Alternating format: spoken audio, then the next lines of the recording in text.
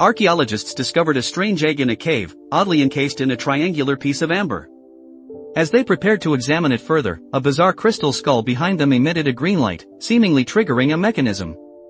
The amber instantly cracked open, revealing an ancient dragon egg. With a violent shake, stalactites began falling from the cave ceiling, sending everyone into a panic. Things looked grim, the cave was in danger of collapsing. Without a second thought, the scientists grabbed the dragon egg and ran, but the local natives believed they had angered the mountain god and that someone had to stay behind to atone.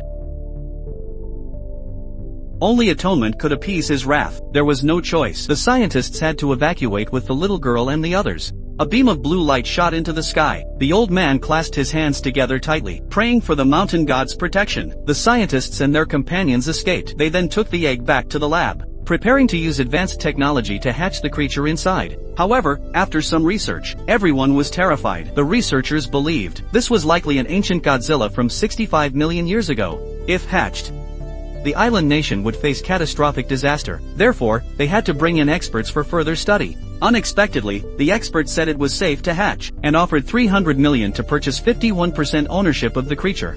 The research team's funds were almost depleted, so they readily agreed. They hired a top biological expert from the US at great expense. It turned out she was the scientist's daughter, the little girl's mother. The little girl was overjoyed. She could finally see her mother, thanks to this egg. She even prepared a bouquet of flowers, eagerly awaiting her mother. But her mother only cared about the dinosaur egg, completely ignoring her. The little girl had lacked maternal love since childhood, finally seeing her mother, only to receive such a disappointing result. Soon, everyone began researching how to hatch the dragon egg. The first idea was a biological cell activation plan. They got chicken eggs, turtle eggs, quail eggs, etc., extracting dozens of different kinds of biological cells. Then they drilled a small hole in the dragon egg and inserted them. With the help of advanced photon technology, the ultrasound showed the cells inside rapidly dividing. The experiment was clearly successful. Next, they just had to wait for the creature inside to grow. 10 months later, the embryo inside had grown into the shape of a dinosaur. Finally, the day of the dinosaur's hatching arrived. But suddenly, the data became abnormal.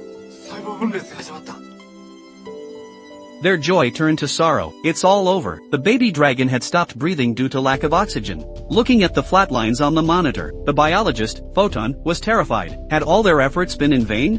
When everyone was at a loss, the little girl took out the flute the old man had given her. She knew that if the dinosaur died, her mother would have to return to America. So the little girl instinctively began to blow on the egg, trying to awaken the baby dinosaur with music. Indeed, under the call of the beautiful music, a miracle occurred. The monitor showed that the creature was alive again, and about to hatch.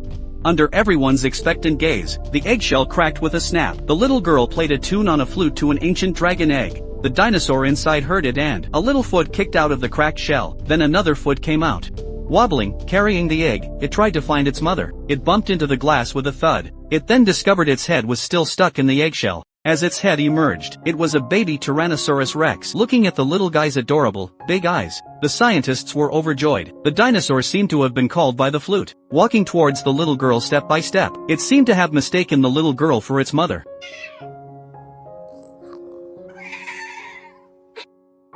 The little girl even gave it a cute name, Little Zilla, worried it might bite his daughter. The father quickly pulled the dinosaur away. Unexpectedly, the little guy cried and bit his arm. Though it hurt terribly, the scientists dared not harm the little guy in the slightest.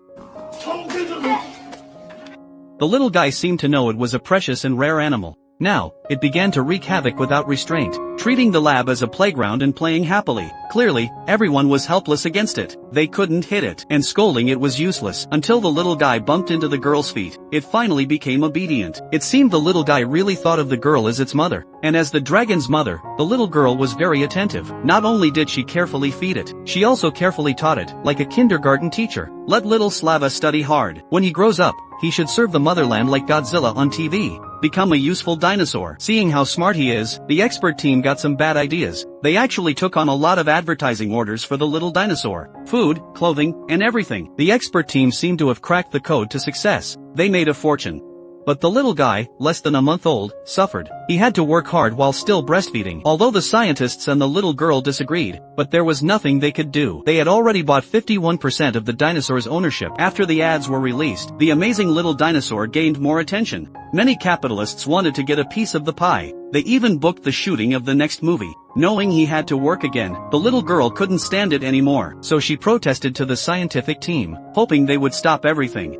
But for profit, the expert team obviously wouldn't agree. They forcibly separated them. They locked the little dinosaur in an iron cage, and little Slava, unable to find his mother, became irritable. After all, he was a descendant of Godzilla. A small iron cage wanted to contain him? If he couldn't bite through it, he'd ram his way out. Little Slava exerted himself violently. He used his head to bang against the iron bars relentlessly. Once wasn't enough, so he did it twice. Finally, little Slava successfully smashed through the bars and ran out.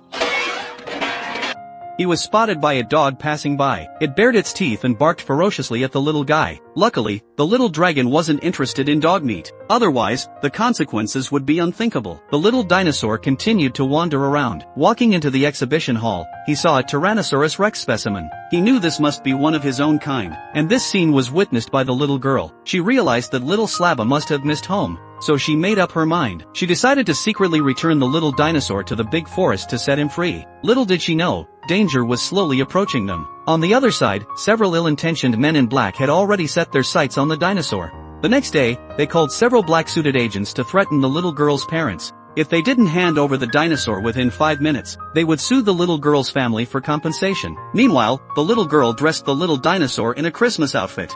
She hid in a truck heading to the 100,000 mountains in the north. She decided to release him back into nature. Soon, the girl and the dragon arrived at a northern town. Once they left here, it would be the mountains. Although the little dinosaur had thick skin, he was still shivering from the cold. The little girl hugged his head to warm him, and she made him pretend to be a Christmas toy. They fooled the crowd. The little girl happily danced with little Slava in the snow. They spent a free and beautiful time together. Then the little girl made the little dinosaur pretend to be a toy and put him in a shop. She went to find some food. She bumped into a little boy when she went out. Luckily, he had seen the dinosaur's advertisement before. He recognized the little girl as the dragon mom in the advertisement. A mother and daughter came into the shop to buy gifts. As a result, the little girl had no choice but to take the little dinosaur to hide somewhere else. But after tossing and turning for a long time, she was really too hungry. With no other choice, she made little Slava pretend to be a toy again. They entered a hamburger restaurant. They were going to eat something to replenish their energy, but unexpectedly, the little guy caused trouble again.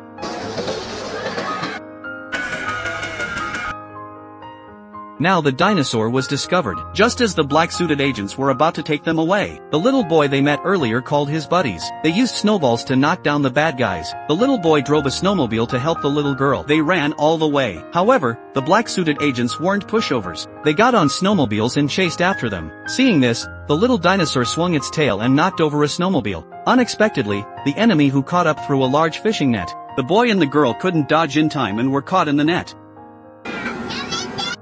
But the agents hadn't been happy for 2 seconds. Their driving skills were poor, and they flew down the slope with the net, giving the little girl another chance to escape. Then she and the dinosaur boarded Santa Claus's gift-giving hot air balloon. They flew into the sky and finally got rid of all their pursuers. They flew for 3 days and 3 nights. They arrived at the remote 100,000 mountains in the Arctic. They planned to rest for a night in an ice cave at the foot of the mountain. Unexpectedly, that night, they met the scientist's parents and the native old man who hadn't died. It turned out that they had known that the little girl would come here. According to the little girl's wishes, they took the little dinosaur back into the cave. Then everyone discovered. It turns out the cave didn't collapse. Instead, it opened a gateway to the Jurassic world.